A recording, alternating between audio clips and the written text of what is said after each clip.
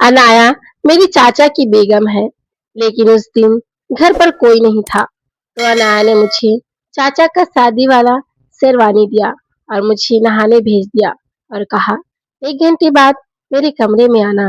मैं तैयार होकर अनाया के कमरे में गया। देखा तो पूरा कमरा सुहाग रात की तरह फूलों से सजा हुआ था। मादक खुशबू बिखेरे और अनाया बिस्तर पर दुल्हन बने बैठी हुई थी। मैं उसके करीब गया और उसे अपनी बाहों में कसकर जकड़ लिया। अनाया मेरे दूर के रिश्तेदार है। वह मेरी महबूबा थी। वह हमारे घर आती थी। घर वालों को वह अच्छी लगी और मेरे चाचा का निकाह उससे हो गया। बात उन दिनों की है जब मैं छुट्टी पर गया हुआ था। मेरे चाचा की शादी होने वाली थी। उनकी शादी एक बहुत खूबसूरत लड़की से होने वाली थी। लड़की का नाम था अनाया। लड़की मेरे अब्बू के चाचा की बेटी है। बचपन में हम दोनों ने एक साथ कई सारे गेम खेले थे, जैसे छुपन छुपाई, चिड़िया उड़, शौहर बीबी। और मैंने शौहर बीबी गेम में उसका शौहर बन के उसको प्यार किया था, या फिर छुपन छुपाई में उसके साथ छुप के मजे लेता था। इस लव स्टोरी में मेरा इरादा तो उसके साथ मस्ती प्यार करने का था।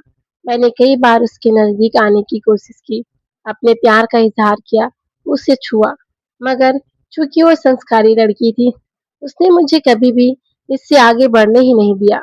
मैंने गुस्से में कहा, तुम मुझे क्यों छूने नहीं देती? जब तुम्हें पता है मैं तुमसे प्यार करता हूँ, तुम्हें अपना बनाना चाहता हूँ, तो चुपचाप मुझे अपना बना ले लो। तो उसने बड़े ही प्यार से जवाब दिया, मैं ऐसा नहीं कर सकती, ये मेरे शौहर के लिए है। जब आप सच में मेरे शौहर बनोगे मुझसे शादी करने के बाद, तब मैं आपको खुश कर दूंगी। ठीक है, तो मेरा क्या, जो तुम्हें पाने के लिए तड़प रहा हूँ, मैं तो इसे शांत करने के लिए चाहता हूँ, मैंने कहा और उसकी हाथ पर हाथ रख के सहलाने लगा। उसने मेरा हाथ अपनी हाथों पर से हटा दिया और मेरा दिल तोड़ दिया। ठीक है, फिर याद रखना, तुम्हारी सदी शादी अगर मेरे सिवा किसी और से हुई, तो तुम्हारी शादी से पहले मैं तुमसे सुहाग रात मनाऊंगा और शादी के बाद भी तुम्हें जी भर के प्यार करूंगा। इतना कहा कि मैंने अपना चेहरा उसके पीठ की तरफ की। वो मुंह में भी नहीं लेना चाह रही थी, बात नहीं करना चाह रही थी।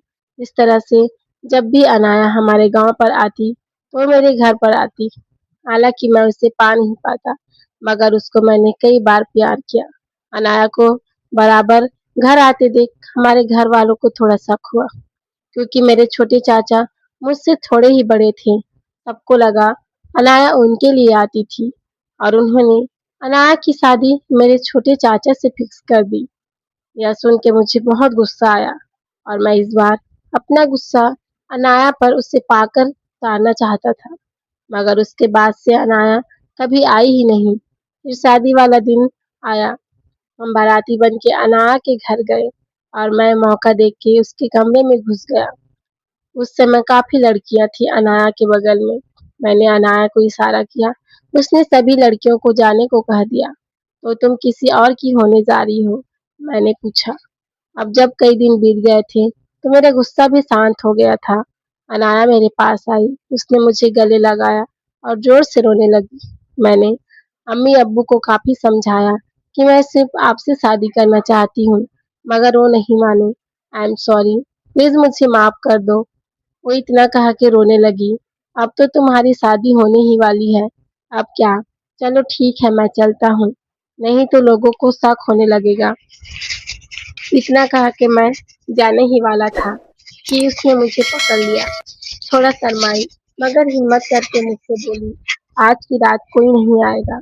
आप चाहे तो मुझे जी भर कर प्यार कर लो, जैसा आप बचपन में करते थे। आज मैं आपको नहीं रोकूंगी, चाहे आप मुझे गर्भवती ही क्यों न बना दे। मैं समझ गया कि अनाया भी मुझसे ही प्यार करती और वो अफ़सोस में अपनी शादी होने से पहले मुझे खुश करना चाहती है। मैंने उसकी तरफ देखा, उसे झटके से अपनी ओर खींचा। अनाया, अगर तू मेरे चाचा के अलावा किसी से शादी करती, तो मैं तुझे जी भर के प्यार देता, और तो मैं तेरे शौहर के सामने भी, मगर मैं अब नहीं कर सकता और यह मेरी आखिरी मुलाकात है। इतना कहा कि मैं बाहर आ गया। मैं जानता था कि अनाया एक कायदे वाली लड़की है और वो सिर्फ मुझे खुश करने के लिए अपना कायदा तोड़ रही थी। मगर मैं नहीं चाहता था कि उसके दामन पे दाग लगे। फिर शादी के बाद हम अनाया को घर लेके आए और मैं फिर अपने कॉलेज के लिए चला गया। फिर 1 साल बाद मैं घर आया। त्योहार में सब कुछ सही चल रहा था। मैं सबसे मिला पर अनाया से मिलने नहीं गया क्योंकि मैं दूरी बना के रखना चाहता था। और वैसे भी अब मेरी कई सारी गर्लफ्रेंड हैं, तो अब मुझे उतनी वासना भी नहीं थी। कि रात हुई, मैं अपने कमरे में सो रहा था। तभी मेरे कमरे में कोई आया। मैं सोचा अम्मी होगी, मेरा ख्याल लेने आई है, मगर नहीं, वो अनाया थी। अभी भी उतनी ही सुंदर, उसके फिगर में थोड़ा भी फर्क नहीं पड़ा था। क्या हुआ? इतनी रात को क्यों आई हो? कोई देख लेगा तो गलत समझेगा। वापस चली जाओ, मैंने उससे कहा। अनाया ने मेरे बातों का जवाब नहीं दिया और मुझसे लिपट गई और फिर रोने लगी। से पहली बार मैंने रोते हुए देखा था। मैंने उसके आंसू पोंछे और उसकी पीठ सहलाई। बताओ क्यों रो रही हो? उसने जवाब नहीं दिया। करीब 20 मिनट तक रोई, फिर वो शांत हो गई। आप ठीक हो ना? आपकी तबीयत ठीक है ना? हाँ, मैं ठीक हूँ। अब तो मुझे एक लड़की भी मिल गई है, जिससे मैं बहुत प्यार करता हूँ। मैंने जवाब दिया। मैंने जानबूझकर लड़की का जिक्र किया, ताकि हमारे बीच में कोई रिश्ता न बने। उसने भी जब मेरे मुंह से लड़की का जिक्र सुना, तो थोड़ी सी घबरा गई और थोड़ी सी गुस्सा भी हुई। फिर वो मेरे से अलग हुई और चली गई।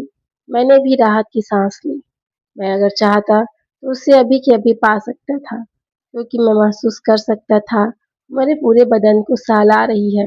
अगर किसी ने देख लिया तो मुझे ज्यादा कुछ फर्क नहीं पड़ेगा, क्योंकि मैं लड़का हूँ। मगर वो लड़की है, उसके दामन पे दाग लग जाएगा और मैं अभी भी उससे उतना ही प्यार करता हूँ, तो मैं कैसे उसके दामन में दाग दे सकता हूँ? फिर सुबह हुई। मैंने देखा कि मेरे छोटे चाचा, जो कि छुट्टी पे आए हुए हैं, वो किसी अलग कमरे से बाहर निकली, ना कि अनाया के कमरे से। मगर मैंने इग्नोर किया इस चीज को और फिर त्योहार की तैयारी में बिजी हो गया। तैयारी के बहाने से अनाया मेरे पास कई बार आई और मुझसे बार बार टच हो रही थी। फिर त्योहार भी बीत गया। सब अपने अपने काम पे जाने लगे। घर में सिर्फ मैं, अम्मी, चाचा और अनाया रह गई। चाचा की भी एक दिन बाद ट्रेन थी। मैंने देखा कि अनाया चाचा के लिए खाना ला रही है। वह चाचा को खाना देने के बाद उनके पास बैठ गई, मगर दोनों में कोई बातचीत नहीं हुई। फिर सोने का टाइम आया, तो चाचा अलग कमरे में और अनाया अलग कमरे में सोने चली गई।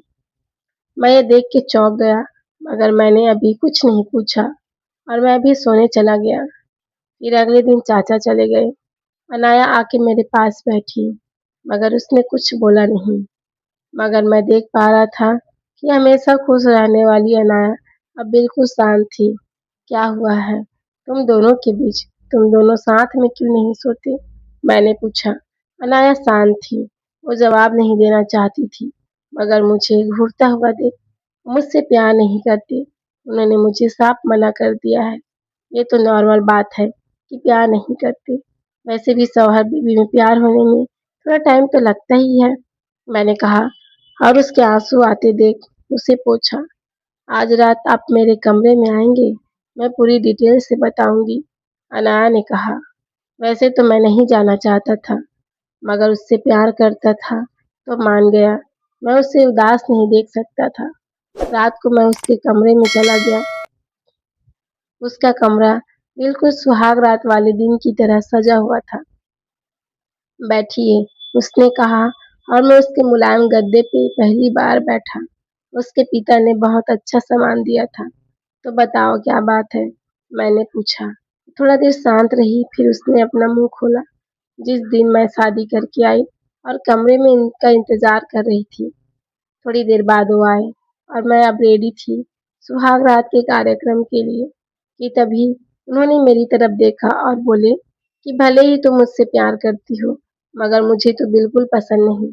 मैं किसी और लड़की से प्यार करता हूँ और अगर तेरे माँ बाप मेरी शादी नहीं लगाते तुझसे तो मैं उसी से शादी करता।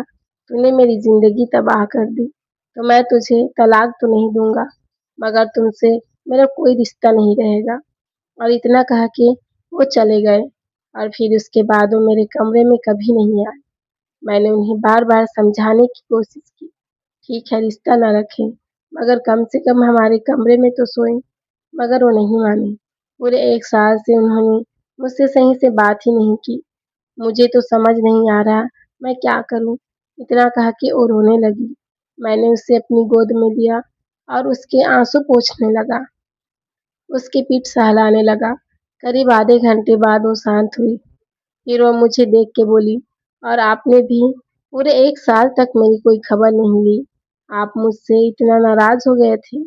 मैं उसे अब कैसे जवाब देता कि मैं तो उसकी इज़्ज़त के लिए उससे सारे रिश्ते ख़त्म करना चाहता था। तो तुम अभी भी कुँवारी हो? मैंने कहा, मुझे कुछ समझ नहीं आया कि क्या पूछूँ, तो यही पूछ लिया। वो अचानक से चौंक गई। थोड़ी देर बाद वो बोली, हाँ, अभी भी मैं कुँवारी ही हूँ। उन्होंने मुझे छुआ तक नहीं। मेरे हाथ उसको छूना और फिर हमारे गुज़रे दिनों की तरह उसने मुझे नहीं रोका।